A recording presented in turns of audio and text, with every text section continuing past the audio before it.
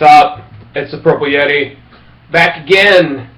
The end of the college football regular season. And, yeah. Hey, I got my ridiculous moniker. I am the Purple Yeti. Got my awesome K-State t-shirt. Big 12 Championship was celebrated yesterday. We'll do that in a second. And I'm drinking in celebration, of course, a Boulevard, a sixth glass, part of the Smokestack series. Very tasty.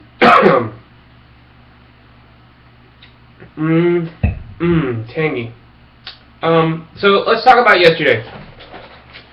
Yesterday was all big boom, bah, sis stuff. It was championship weekend, and for some reason, the Big 12 schedules the games in such a genius fashion that they ended up having a quasi 2 championship games in one day.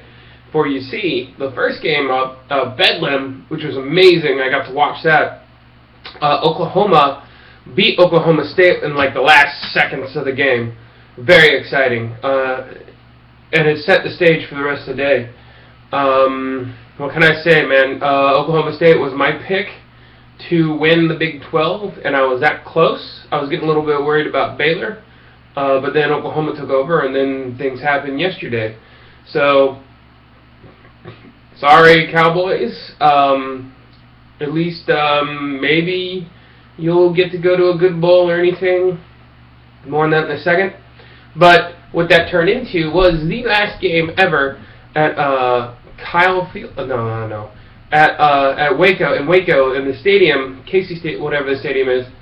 It was the last game ever there before they like either blew it up or moved it, and it was against the Texas Longhorns. And because of Oklahoma State's loss, that game was for the Big 12 championship, the outright winning Big 12 championship. So Baylor played Texas, and it was all Baylor. They got out to a lead, and Texas couldn't keep up. Which is awesome. Baylor is your Big 12 champions, and it's really awesome to see that program grow. Don't know if Art Briles is going to go anywhere else.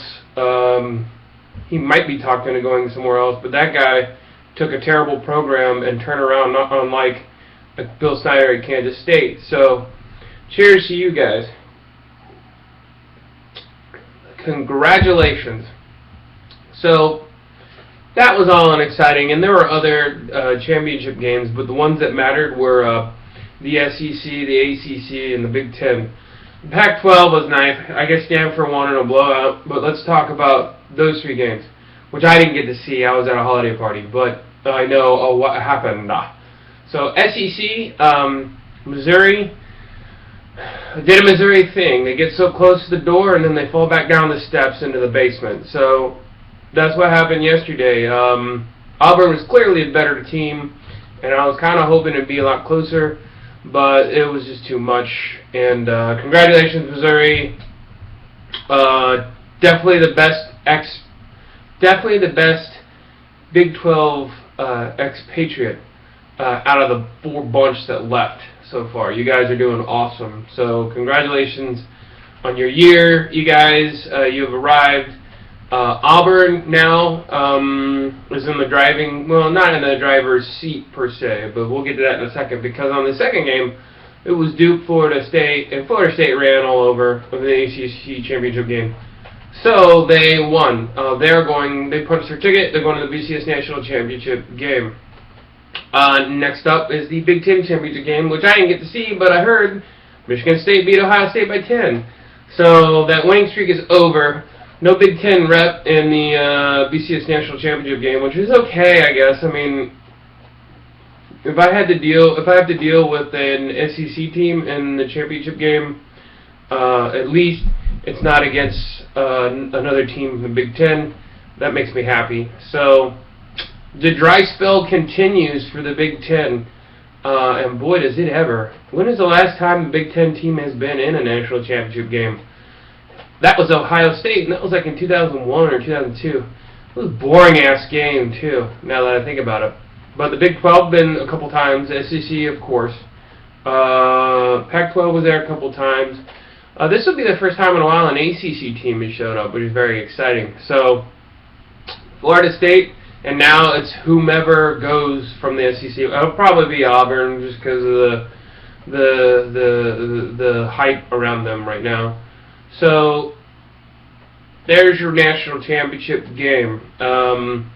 It's probably going to be Florida State and Auburn. Should be a very exciting game. Well, I don't know yet who's going to win. If you got to guess, comment down below and let me know. So that's that. So where do all the bowl tie-ins fit in for the Big 12 now? Well, because of Oklahoma's win yesterday, they are a 10-2 team that happens to be at large now that Northern Illinois lost Friday. So with the automatic bid going to Baylor, there is some talk of perhaps the Sugar Bowl grabbing an Oklahoma and pitting it, say, against like an Alabama, which would be pretty cool, actually. And a lot of that has to do with the partnership that's going to, the tie-in bowl partnership next year for the Big 12. It's not yet this year, but it's going to happen next year, and they figure what better. I mean, the speculation is that it would be really great for if Oklahoma got in there, which is fine. I'd love to see an Oklahoma and Alabama or something like that. That'd be a lot of fun. So there's that. And then that just makes things different for the rest of the league. For me, for Kansas State, it looks like they might be going to the Buffalo Wild Wings Bowl. So that's exciting. I guess it's a step up. I don't know what the payout is. I don't know if it's any different than the Holiday Bowl that they were pegged to go. So I don't know. I mean, if anything, if the Big 12 can sneak two large teams in the BCS, that would be a lot cooler than what the BCS has treated the Big 12 here in recent memory.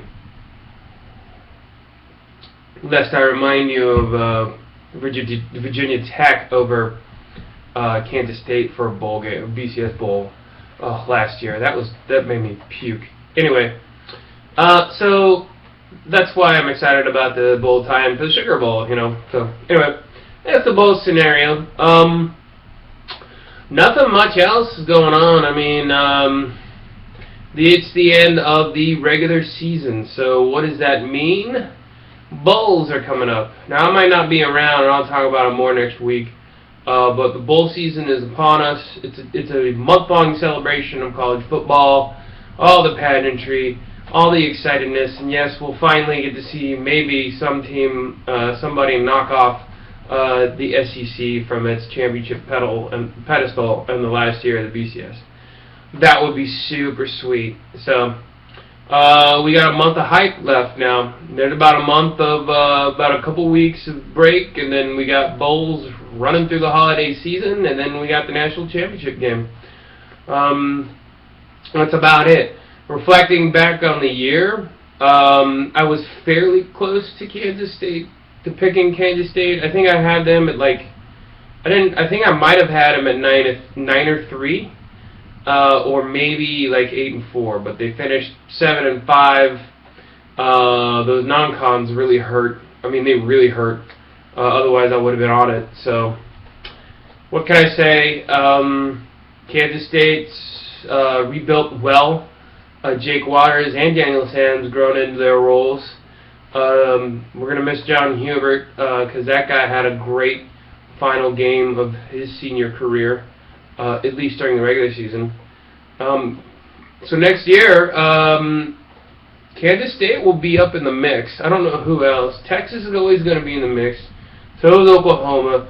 Baylor's arrived. Oklahoma State's tough. And now Kansas State's back. I mean, that's 5. Half the league is that tough. It is a tough, tough league.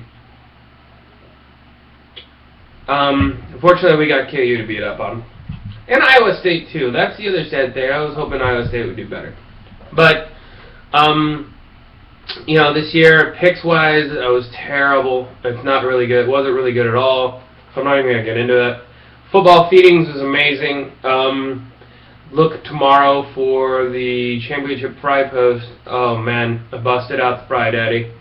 That's how good of a weekend it was. So, Anyway, that about wraps it up.